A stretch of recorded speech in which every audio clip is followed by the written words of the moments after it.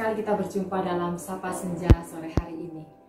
Kita akan belajar tentang persaudaraan. Nah, kata saudara itu bukan hanya untuk kakak adik yang seayah atau seibu, itu adalah saudara kandung. Tetapi saudara juga berbicara tentang orang-orang yang segolongan, sefaham, seagama. Saya yakin kita adalah orang-orang yang percaya kepada Tuhan Yesus, yang menjadikan Tuhan Yesus sebagai Tuhan dan Juru Selamat kita. Itu sebabnya kita adalah saudara di dalam Tuhan, saudara-saudara seiman. Kita akan baca di dalam Mazmur 133 ayat 1 sampai ke 3. Di situ di bawah perikop persaudaraan yang rukun. Nyanyian ziarah Daud. Sungguh alangkah baiknya dan indahnya apabila saudara-saudara diam bersama dengan rukun, seperti minyak yang baik di atas kepala meleleh ke janggut, yang meleleh ke janggut Harun dan ke leher jubahnya, seperti embun gunung Hermon yang turun ke atas gunung-gunung Sion. Sebab kesanalah Tuhan memerintahkan berkat kehidupan untuk selama-lamanya. Nah, firman Tuhan katakan, alangkah baiknya dan indahnya apabila kita sebagai saudara-saudara diam bersama dengan rukun.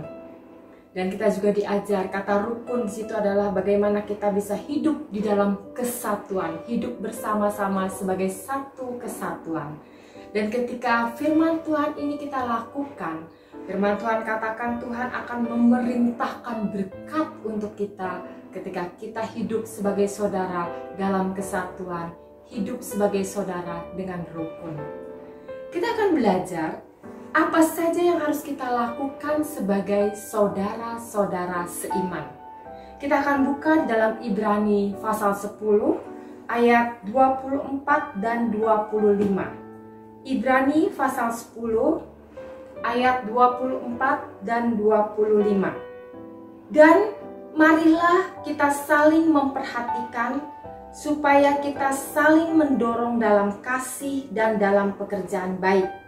Janganlah kita menjauhkan diri dari pertemuan-pertemuan ibadah kita seperti dibiasakan oleh beberapa orang, tetapi marilah kita saling menasehati dan semakin giat melakukannya menjelang hari Tuhan yang mendekat. Dari ayat yang kita baca ini ada 3 kata saling di sana. Yang pertama saling memperhatikan, yang kedua saling mendorong, dan yang ketiga saling menasehati. Nah, ini yang harus kita lakukan sebagai saudara-saudara seiman. Yang pertama kita saling memperhatikan, kita memberikan perhatian satu dengan yang lain. Kalau kita mendengar ada yang sakit, kalau kita bisa besuk, kita bisa datang untuk membesuk, memberikan kekuatan, memberikan penghiburan. Tapi kalau mungkin dalam keadaan seperti sekarang kita tidak bisa pergi membesuk, kita bawa di dalam doa, terus-menerus kita mendoakan untuk kesembuhannya. Kemudian kalau kita tahu ada yang memerlukan pertolongan di antara kita sebagai saudara-saudara seiman, kita yang mampu, kita bisa memberikan pertolongan kita. Sehingga itu saling menolong kita, memperhatikan satu dengan yang lain. Kemudian yang kedua yang harus kita lakukan adalah saling mendorong, saling memberikan dorongan atau motivasi. Nah, motivasi itu adalah usaha yang dapat menyebabkan seseorang atau kelompok orang tertentu tergerak melakukan sesuatu karena ingin mencapai tujuan yang dikehendaki. Sebagai saudara-saudara seiman, kita saling memotivasi untuk mencapai tujuan bahwa kita semua satu hari kelak, kita semua tidak ada yang tertinggal. Kita semua bisa dikumpulkan di rumah Bapa kita yang ada di surga. Tidak ada yang terkecuali. Itulah yang kita kehendaki. Dan di firman Tuhan yang tadi dikatakan, memberikan dorongannya itu di dalam kasih dan memberikan dorongan itu di dalam pekerjaan yang baik, ya. Jadi kalau kita tahu ada yang berbuat salah, itu bukan kita beri dorongan, bukan kita beri motivasi. Tapi kalau untuk pekerjaan yang baik, kita memberikan dorongan di dalam kasih. Kemudian yang ketiga yang harus kita lakukan adalah saling menasehati. Memberikan nasihat, memberikan masukan. Tadi juga di ayat yang ke-25 bagian A dikatakan, janganlah kita menjauhkan diri dari pertemuan-pertemuan ibadah kita. Nah, sore hari ini juga saya ingin memberi dorongan, memberi motivasi, saya ingin memberikan nasihat. Mari saya mengajak kita sebagai saudara-saudara seiman, ikuti ibadah-ibadah kita yang diadakan. Karena kita tahu ibadah itu untuk kebaikan kita sendiri. Jangan pernah katakan bosan untuk mengikuti ibadah. Hati-hati kalau kita mengatakan bosan untuk beribadah. Bagaimana kalau Tuhan yang mengatakan bosan Tuhan menyertai kita, bosan Tuhan melindungi, memberkati kita. Karena itu hati-hati. Ikuti setiap ibadah-ibadah yang diadakan untuk kebaikan kita sendiri. Kemudian nasihat ini juga adalah nasihat yang baik, nasihat yang benar. Nasihat yang baik dan benar itu yang bagaimana? Yang sesuai dengan firman Tuhan.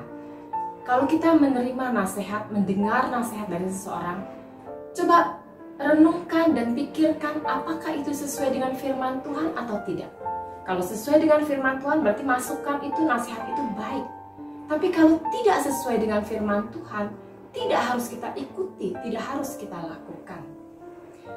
Nasihat, masukan, teguran, ini untuk saudara-saudara kita, apalagi kalau kita tahu ada di antara saudara-saudara kita yang jatuh di dalam dosa. Kita akan baca di dalam Matius pasal 18 ayat 15. Matius pasal 18 ayat 15. Di situ judulnya tentang menasehati sesama saudara.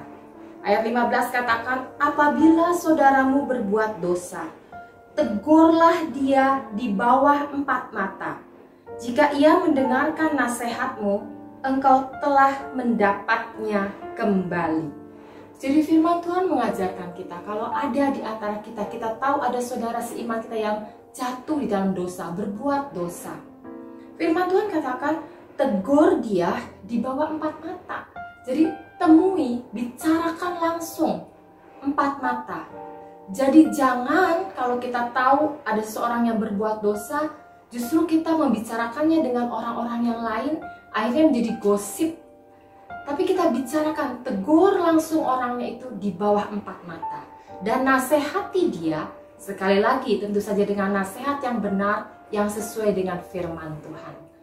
Dan kita harus mengakui sebagai manusia, kita semua tidak lepas dari kesalahan. Masih bisa kita terkadang berbuat salah. Karena itu kalau kita ditegur, diberi nasihat dengan rendah hati, kalau memang nasihat itu, teguran itu untuk kebaikan kita, kita mau menerimanya.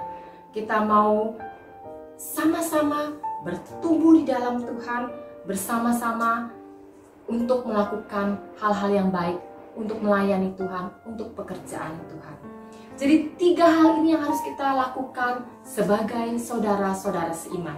Yang pertama, saling memperhatikan.